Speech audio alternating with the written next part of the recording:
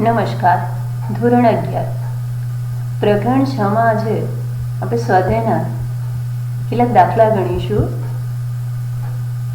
વિદ્યાર્થી ભાઈ બહેનો, સ્વાધ્યાયનો 6.4 રકમ તમે સ્ક્રીન ઉપર જોઈ શકો છો. રેખીય સરળ આવર્ત ગતિ કરતા એક કણ માટે સ્થિતિ ઉર્જા વિધેય v of x equal to kx²/2 આપેલ છે, જ્યાં k દોલકનો બળ અચળાંક છે, k બરાબર 0.5 nm inverse v of x વિરુદ્ધ x નો આલેખ અહીં આકૃતિમાં દર્શાવ્યો છે. આ સ્થિતિમાં દર્શાવો કે 1 જૂલ જેટલી કુલ ઉર્જા ધરાવતો ગતિ કરતો કણ x બરાબર ±2 મીટર પાસે પહોંચે એટલે પાછો ફરવો જોઈએ. વિદ્યાર્થી ભાઈ બહેનો, x બરાબર ±2 મીટર એનો અર્થ એ થાય કે મહત્તમ અંતર મધ્યમાન સ્થાનથી બંને બાજુ 2 મીટર હોવું જોઈએ. એટલે કે ધન x અક્ષ પર +2 મીટર અને ઋણ x અક્ષ પર -2 મીટર. હવે એવું આપણે સાબિત કરીશું. અહીંયા સરળ આવર્ત દોલક જે ગતિ કરે છે ત્યારે એની કુલ ઉર્જા 1 જૂલ આપેલી છે અને એનો બળ અચળાંક k પણ આપેલો છે.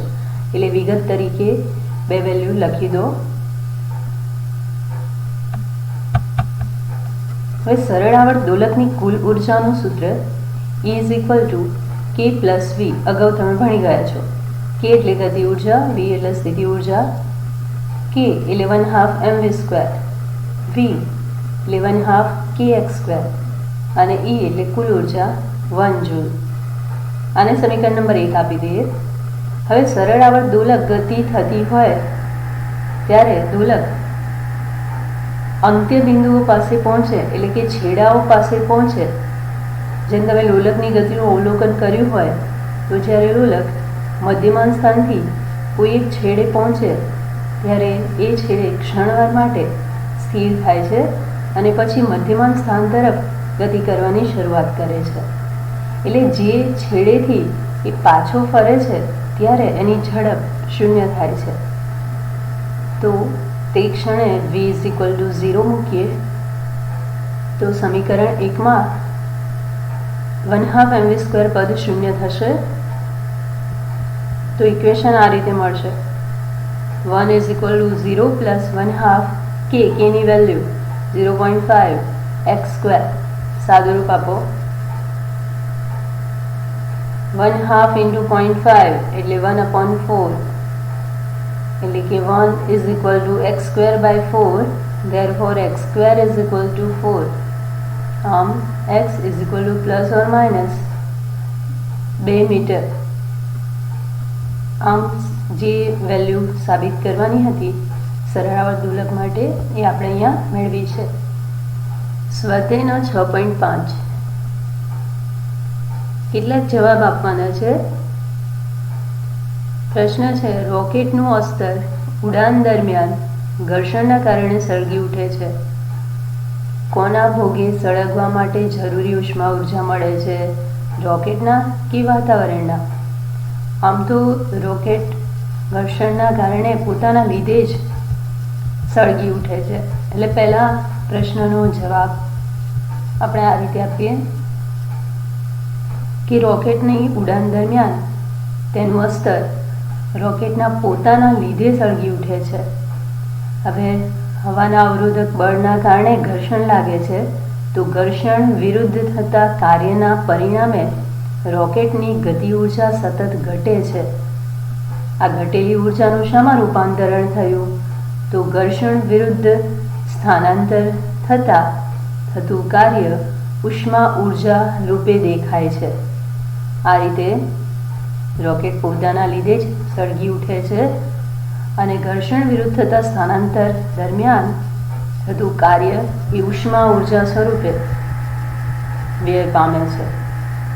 બીજો પ્રશ્ન: સૂર્યની આસપાસ ધૂમકેતુ અતિ દીર્ઘવૃત્તીય કક્ષામાં ઘૂમે છે.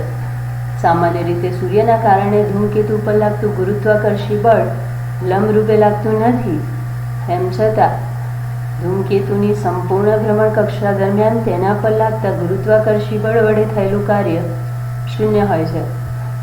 શા માટે? આમ તો સંપૂર્ણ ચક્રીય પ્રક્રિયા દરમિયાન કાર્ય એ સ્થિતિ ઉર્જાના ફેરફારના ઋણ મૂલ્ય જેટલું હોય છે. W=Δk=-Δv અગાઉ તમે ભણ્યા છો. તો સંરક્ષી બળ માટે કોઈ પણ પથ પર થયેલું કાર્ય સ્થિતિ ઉર્જાના ફેરફારના ઋણ મૂલ્ય જેટલું હોય છે. બંધ માર્ગ પર સ્થિતિ ઉર્જામાં કોઈ જ ફેરફાર થતો નથી. મેં સૂત્ર તમને કહ્યું કે W=Δk એટલે ગતિ ઉર્જાનો ફેરફાર =-Δv એટલે સ્થિતિ ઉર્જાના ફેરફારના ઋણ મૂલ્ય જેટલો. કારણ કે બંધ વર્તુળાકાર માર્ગ પર કેન્દ્રગામી બળ જે કેન્દ્ર તરફ લાગે અને સ્થાનાંતર જે માર્ગના સ્પર્શક રૂપે મળે જે પરસ્પર લંબ હોય છે, તેથી કાર્ય શૂન્ય થાય છે.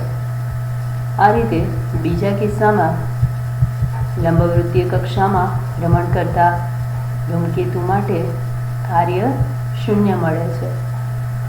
ત્રીજો પ્રશ્ન, પૃથ્વીની આજુબાજુ પાતળા વાતાવરણમાં ભ્રમણ કરતા એક ઉપગ્રહ માટે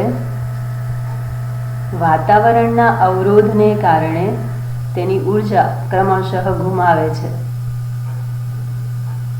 ભલે તે સૂક્ષ્મ પ્રમાણમાં હોય તેમ છતાં તે જેમ પૃથ્વીની નજીક અને નજીક આવતો જાય તેમ તેની ઝડપ શા માટે વધતી હશે? કૃત્રિમ ઉપગ્રહ પૃથ્વીની સપાટીથી અમુક ઊંચાઈએ રહેલો હોય છે. એ દરમિયાન એની પાસે કુલ ઉર્જા હોય એમાં હવે સ્થાનના કારણે એની સ્થિતિ ઉર્જા હોય છે. હવે પૃથ્વીની આસપાસ ભ્રમણ કરતો ઉપગ્રહ જેમ જેમ પૃથ્વીની નજીક આવતો જાય તેમ તેની સ્થિતિ ઉર્જા ઘટે, કારણ કે અંતર ઘટે છે. સ્થિતિ ઉર્જા ઘટે છે, પણ કુલ ઉર્જાનું સૂત્ર મુજબ સ્થિતિ ઉર્જા પ્લસ ગતિ ઉર્જા. તો એક ઉર્જા ઘટે તો સામે બીજી ઉર્જા વધે, પણ કુલ ઉર્જા તો અચળ જ રહેવી જોઈએ. એટલે કે કુલ ઉર્જા અચળ રહેતી હોવાથી સ્થિતિ ઉર્જાનો ઘટાડો એ ગતિ ઉર્જામાં પરિણમશે અને ગતિ ઉર્જામાં વધારો થશે. જો કે વાતાવરણમાં ઘર્ષણના કારણે તેની કુલ ઉર્જા ઘટે છે, એટલે ગતિ ઉર્જામાં થોડોક ઘટાડો થાય છે, પણ ઓલ ઓવર કહીએ તો ગતિ ઉર્જામાં વધારો તો થયો છે પહેલાં કરતાં, પણ કુલ ઉર્જા એ ઘર્ષણના કારણે ઘટતી હોવાથી ગતિ ઉર્જા થોડીક ઘટે છે. છેલ્લો પ્રશ્ન, અહીંયા એક વ્યક્તિ દળ સાથે સ્થાનાંતર કરે છે. બે કિસ્સા આપ્યા છે. એ દરમિયાન કયા કિસ્સામાં કાર્ય વધુ થશે એ આપણે શોધવાનું છે. તો અહીંયા બે સ્થિતિ બતાવી છે. પહેલી સ્થિતિમાં વ્યક્તિ 15 kg દળ ઉચકીને 2 મીટર જેટલું ચાલે છે આકૃતિ એમાં, અને આકૃતિ બીમાં આટલું જ અંતર દોરડું ખેંચતા ખેંચતા ચાલે છે. દોરડું ગરગડી પરથી પસાર થઈ ને બીજા છેડે 15 kg જેટલું દળ લટકાવેલ છે. તો કયા કિસ્સામાં કાર્ય વધુ થયું હશે? આમ તો પહેલા કિસ્સામાં વ્યક્તિ 15 kg દળ ઉચકી અને સમક્ષિતિજ દિશામાં ગતિ કરે છે, સ્થાનાંતર કરે છે. એ દરમિયાન વજન બળ અધો દિશામાં લાગે છે અને સ્થાનાંતર સમક્ષિતિજ દિશામાં થાય. તો બળ અને સ્થાનાંતર પરસ્પર લંબ થશે, એટલે કે ગુરુત્વાકર્ષી બળ અધો દિશામાં અને સ્થાનાંતર વચ્ચેનો ખૂણો θ90 થશે. તો કાર્યનું સૂત્ર W=FD cos90 0, therefore કાર્ય શૂન્ય. આમ આકૃતિ એમાં કાર્ય શૂન્ય મળશે. આકૃતિ બીની વાત કરીએ. આકૃતિ બીમાં દર્શાવ્યા અનુસાર માણસ દોરડા વડે સમક્ષિતિજ દિશામાં સ્થાનાંતર કરે, પરિણામે ગરગડી પછી દોરડામાં ઉર્ધ્વ દિશામાં તણાવ બળ લાગે છે. તણાવ બળ અને સ્થાનાંતર એક જ દિશામાં થશે. તો એ દરમિયાન 15 kg દળના પદાર્થ માટે આ બળની અસર હેઠળ ઉર્ધ્વ દિશામાં 2 મીટરનું સ્થાનાંતર થાય ત્યારે થતું કાર્ય W = Fd cos θ. તણાવ બળ અને સ્થાનાંતર એક જ દિશામાં હોવાથી θ0 cos 0 1. therefore સ્થાનાંતર Fd સ્થાનાંતર d therefore કાર્ય થશે Fd. F એટલે તણાવ બળનું મૂલ્ય વજન બળ જેટલું જ હોય એટલે કે mg. તો mg × d, m 15 kg, g 9.8 અને સ્થાનાંતર 2 મીટર. આમ કાર્ય મળશે 294 જૂલ. આમ બીજા કિસ્સામાં કાર્ય વધુ મળે છે, પહેલા કિસ્સામાં 0 હતું. હવે ખૂબ નાનો પ્રશ્ન છે, MCQમાં પણ પૂછાયો.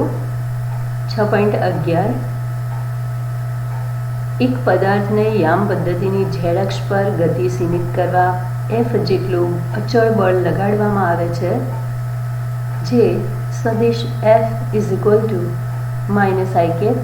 2j + 3k ન્યૂટન છે. અહીં i, j, k અનુક્રમે x, y અને z અક્ષ પરના એકમ સદિશો છે. આ પદાર્થને z અક્ષ ઉપર 4 મીટર જેટલું સ્થાનાંતર કરાવવા માટે આ બળ વડે કેટલું કાર્ય કરવું પડે? કાર્ય શોધવાનું છે. બળનો સદિશ આપ્યો છે અને સ્થાનાંતર z અક્ષમાં કરવાનું છે, એટલે સ્થાનાંતરનું સદિશ d ગણીએ તો સદિશ d = 4k થશે. z અક્ષની દિશાનો એકમ સદિશ k થાય. તો અહીંયા કાર્ય આપણે ડોટ ગુણાકારના સૂત્રથી લખીએ છીએ. તો કાર્યનું સૂત્ર W = સદિશ F ડોટ સદિશ d. સદિશ F મૂકો અને સદિશ d મેં કહ્યું મુજબ 4k. હવે તમને ખ્યાલ છે અદિશ ગુણાકારમાં I.I1 J.J1 K.K1. therefore અહીંયા 3k ડોટ 4k નું જ મૂલ્ય મળશે. બાકીનો ડોટ ગુણાકાર 0 થશે. 3 × 4 એટલે 12, k ડોટ k એટલે 1, બાકી 0. આમ કાર્ય 12 જૂલ મળશે. વિદ્યાર્થી ભાઈ બહેનો, અહીંયા આપણે z અક્ષની દિશામાં સ્થાનાંતર કરાવ્યું છે. જો તમને x અક્ષની દિશા માટે પૂછે તો શું લખીશું? હા, તમને ખ્યાલ આવ્યો છે. x અક્ષની દિશામાં એકમ સદિશ i છે એટલે 4i. therefore સ્થાનાંતર -1 × 4 i ડોટ i તો -4 જૂલ થાય. જો y અક્ષની દિશામાં 4 મીટર સ્થાનાંતર કરવાનું હોય તો 8 જૂલ આન્સર મળે. ખૂબ સરસ સ્વાધ્યાયનો દાખલો છે. કોસ્મિક કિરણોના એક પ્રયોગમાં એક ઇલેક્ટ્રોન અને એક પ્રોટોનની હાજરી જોવા મળે છે, જેમાં ઇલેક્ટ્રોનની ગતિ ઉર્જા 10 keV અને પ્રોટોનની 100 keV છે. તો કોણ ઝડપી હશે, ઇલેક્ટ્રોન કે પ્રોટોન? બંનેની ઝડપનો ગુણોત્તર મેળવો. અહીંયા ઇલેક્ટ્રોનનું દળ, પ્રોટોનનું દળ આપેલું છે. 1 eV અને જૂલ વચ્ચેનો સંબંધ આપેલો છે. આમ તો તમને ઉર્જા જોઈને એવું લાગતું હશે કે પ્રોટોનની ઉર્જા વધુ છે એટલે એની ઝડપ વધુ હોય, પણ એવું જરૂરી નથી.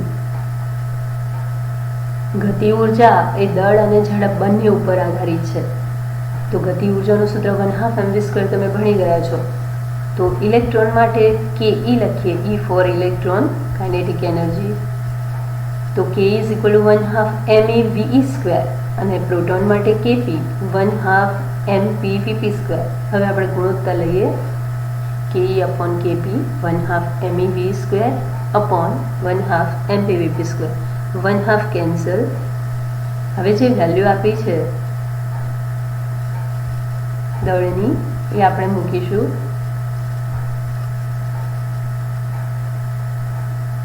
ગતિ ઉર્જા EVમાં આપી છે, જૂલમાં કન્વર્ટ કરવી હોય તો 1.6 × 10⁻⁹ વડે ગુણવા પડે. પણ બંને ગુણોત્તરમાં EV એકમ હોય તો ચાલી શકે. તો ગુણવાની જરૂર નથી, ન ગુણો તો પણ ચાલે. તો અહીંયા આપણે VE અપોન VP શોધવું છે. તો VE અપોન VP એટલે √MP KE upon ME KP થશે. હવે દળની વેલ્યુ પ્રોટોન ઇલેક્ટ્રોન માટે આપેલી છે, એમની ગતિ ઉર્જાઓ પણ આપેલી છે. તો વેલ્યુ એડ કરી દો, કેલ્ક્યુલેટર યુઝ કરો. અહીંયા ખાસ ધ્યાન રાખો કે 10 ની ઘાત બેકી હોય તો જ એનું વર્ગમૂળ નીકળે. એટલે અહીંયા ગણતરીમાં આપણે 10⁻² જોઈ શકીએ છીએ. હવે એનું વર્ગમૂળ થાય છે 13.5. આમ VE અપોન VP એ >1 મળે છે, એક કરતાં મોટો આંકડો મળે છે. તો એનો અર્થ થયો કે VE અપોન VP >1 હોય તો ઇલેક્ટ્રોનની ઝડપ પ્રોટોન કરતાં વધુ જ હોય. આમ ઇલેક્ટ્રોન વધુ ઝડપી છે. તો યાદ રાખો, અહીંયા બે ગતિ ઉર્જાઓનો ગુણોત્તર લઈ અને ત્યારબાદ ઝડપનો ગુણોત્તર લેવાનો છે. બહુ સરળ પ્રશ્ન છે અને અગત્યનો પણ છે. તો 1/2 MEVE² અપોન 1/2 MPVP² કર્યું આપણે, અને ત્યારબાદ VE અપોન VP લઈ અને વર્ગમૂળ લીધું છે. અને આ રીતે ઇલેક્ટ્રોન વધુ ઝડપી છે એ આપણે સાબિત કર્યું છે. હવે સ્વાધ્યાયનો આગળનો દાખલો આ પણ ખૂબ સરસ છે. 6.13 2 મિલીમીટર ત્રિજ્યાનું વરસાદનું એક ટીપું 500 મીટર ઊંચાઈએથી જમીન પર પડે છે. ઘટતા પ્રવેગથી, એટલે કે હવાનો શ્યાનતા અવરોધ નડે છે, એના કારણે હવા એક તરલ માધ્યમ છે અને તરલ માધ્યમમાં આવો અવરોધ નડતો હોય છે. તો ઘટતા પ્રવેગથી તે મૂળ ઊંચાઈએથી અડધી ઊંચાઈએ, એટલે કે 500 મીટરથી અડધી ઊંચાઈ એટલે કે 250 મીટરે પહોંચે, પ્રાપ્ત ના કરે ત્યાં સુધી એ પડે છે. ત્યારબાદ તે અંતિમ ઝડપ એટલે કે ટર્મિનલ ઝડપ પ્રાપ્ત કરે છે, એટલે અચળ ઝડપથી ગતિ કરે છે. એકધારી ઝડપથી ગતિ કરે છે તેની સફરના પ્રથમ અને બીજા અડધા ભાગ દરમિયાન, એટલે કે પહેલી 250 મીટરની વાત અને ત્યાર પછીના 250 મીટર, આમ બે ભાગ દરમિયાન ગુરુત્વાકર્ષી બળ વડે ટીપા પર થયેલ કાર્ય કેટલું હશે? જો તે 10 ms⁻ની ઝડપથી સફર પૂરી કરીને જમીન ઉપર પડે તે દરમિયાન તેની આ અવરોધક બળ વડે ટીપા ઉપર કેટલું કાર્ય થયું હશે? તો આપણે અહીંયા બે બળો વડેના કાર્ય શોધવાના છે. એક તો ગુરુત્વાકર્ષી બળ અને અવરોધક બળ. બંને બળો અસર કરે છે, એટલે બંનેના કાર્યો શોધી લઈએ અને ગુરુત્વાકર્ષી બળ વડે થતું કાર્ય ખૂબ જ સરળતાથી આપણે ગતિ ઉર્જા, સ્થિતિ ઉર્જા ભણ્યા છે એમ સ્થિતિ ઉર્જાના સૂત્ર mgh વડે કાર્ય મેળવી શકીએ. અને એ જ રીતે અવરોધક બળ વડે શોધીશું અને ત્યારબાદ કાર્ય ઉર્જા પ્રમેય વાપરીશું. W=Δk. કુલ કાર્ય ગતિ ઉર્જાના ફેરફાર જેટલું હોય છે, એટલે ગતિ ઉર્જાનો ફેરફાર આપણને ખબર પડી જાય તો કુલ કાર્યમાંથી એક જે અજાણ્યું કાર્ય છે એ આપણે શોધી શકીએ. તો વાત તમને સમજાઈ ગઈ હશે કે પહેલાં આપણે ગુરુત્વાકર્ષી બળનું કાર્ય શોધીશું, ત્યારબાદ કાર્ય ઉર્જા પ્રમેય વાપરવાનું છે. તો ગતિ ઉર્જાનો ફેરફાર શોધીશું અને ત્યારબાદ કુલ કાર્ય એટલે ગુરુત્વાકર્ષી બળ અને પ્લસ અવરોધક બળ વડે થતા કાર્યનો સરવાળો એ ગતિ ઉર્જાના ફેરફાર જેટલું હોય છે એ રીતે અવરોધક બળ વડે કરેલું કાર્ય શોધી શકીએ. હવે પ્રથમ અડધી ઊંચાઈ એટલે કે h = 250 મીટર દરમિયાન ગુરુત્વાકર્ષી બળે કરેલું કાર્ય શોધવું છે. અહીંયા ટીપું જે પડી રહ્યું છે એની ત્રિજ્યા 2 મિલીમીટર છે. તો સૌથી પહેલાં ત્રિજ્યા જે છે એને મીટરમાં કન્વર્ટ કરી દઈએ. તો ડેટામાં લખશો કે 2 મિલીમીટર = 2 × 10⁻³ મીટર. ઓકે, ત્યારબાદ વેગ પણ આપ્યો છે એ પણ નોંધી લો, પાછળથી જરૂર પડશે. 10 ms⁻. જીનું મૂલ્ય 9.8 લઈશું. હવે ઘનતા બરાબર દળ ભાગ્યા કદ. તો દળ બરાબર ઘનતા ગુણ્યા કદ, આવું સૂત્ર તમે ભણ્યા છો. તો ટીપાનું દળ m બરાબર ρ × v, એટલે કે ઘનતા ગુણ્યા કદ. કદ એટલે ટીપું જે ગોળ છે વર્તુળાકાર એ ગોળો છે, તો એનું કદનું સૂત્ર થાય 4/3 πr3. તો ρ × 4/3 πr3 આવું સૂત્ર થશે. એની વેલ્યુ આપણે શોધી નાખવાની. જો શોધી નાખો તો ડાયરેક્ટ w બરાબર mgh મૂકી શકીએ, અને ન શોધો તો સૂત્રમાં વેલ્યુ મૂકીએ. શોધી લેશું તો વધુ સરળ રહેશે. અહીં આપણે સૂત્રમાં વેલ્યુ મૂકી છે કે w = mgh. m એટલે ρ × 4/3 πr3 × g × h. ρ એટલે પાણીની ઘનતા 1000 એટલે કે 10^3 ઇન્ટુ 4/3 પાય એટલે 3.14. r 2 × 10⁻³ નો ઘન. g 9.8. h 250 metre. હવે કેલ્ક્યુલેટર યુઝ કરો તો આન્સર કંઈક આવું આવશે. સ્ક્રીન ઉપર જોઈ શકો છો કે એપ્રોક્સિમેટ 0.082 જૂલ. હવે પહેલા અડધા અંતર દરમિયાન એટલે 250 મીટર દરમિયાન તેની ગતિ ઉર્જામાં થયેલો ફેરફાર આપણે શોધવો છે. તો ગતિ ઉર્જાનો ફેરફાર એટલે અંતિમ ગતિ ઉર્જા માઇનસ પ્રારંભિક ગતિ ઉર્જા. તો ડેલ્ટા k = 1/2 mv² - 1/2 mv02. હવે ટીપું જ્યારે મુક્ત પતન કરતું હોય ત્યારે એનો પ્રારંભિક વેગ 0 હોય. પ્રારંભિક વેગ 0 હોય તો અંતિમ વેગ 10 આપેલો છે, તો 1/2 mv² - 1/2 mv02 માં અંતિમ પદ 1/2 mv02 0 થશે. એમ તો અગાઉ મેં તમને શોધવાનું કહેલું જ. જો એ તમે શોધી લીધું હોય તો વધુ સરળતાથી અહીંયા મૂકી શકીએ કે ρ v એટલે 4/3 πr3 અને એનું મૂલ્ય kgમાં તમે ગણી લો. તો અહીંયા ગણીને આપ્યું છે 3.35 × 10⁻5 kg m છે, અને v 10 ms ઇન્વર્સ. આ વેલ્યુ મૂકી દઈએ તો 1/2 × 3.35 × 10⁻5 × 10 સ્ક્વેર. તો આન્સર આવશે 0.00167 જૂલ. આ પ્રથમ અડધા અંતર દરમિયાન ગતિ ઉર્જાનો ફેરફાર છે. હવે સમગ્ર ગતિ દરમિયાન ગુરુત્વાકર્ષી બળ વડે થયેલું કાર્ય એટલે 500 મીટર અંતર કાપ્યા પછી ગુરુત્વાકર્ષી બળ વડે થયેલું કાર્ય w = mgh. h 500 મીટર લઈએ, એમ અગાઉ ગણેલું છે, g 9.8. તો આ રીતે સમગ્ર ગતિ દરમિયાન કાર્ય થશે ગુરુત્વાકર્ષી બળ વડે 0.16415 જૂલ. હવે અગાઉ મેં તમને કાર્ય ઉર્જા પ્રમેય કહ્યું છે મુજબ w = ડેલ્ટા k યુઝ કરવું છે. તો એ સૂત્ર મુજબ કુલ કાર્ય એટલે અવરોધક બળ વડે થતું કાર્ય પ્લસ ગુરુત્વાકર્ષી બળ વડે થતું કાર્ય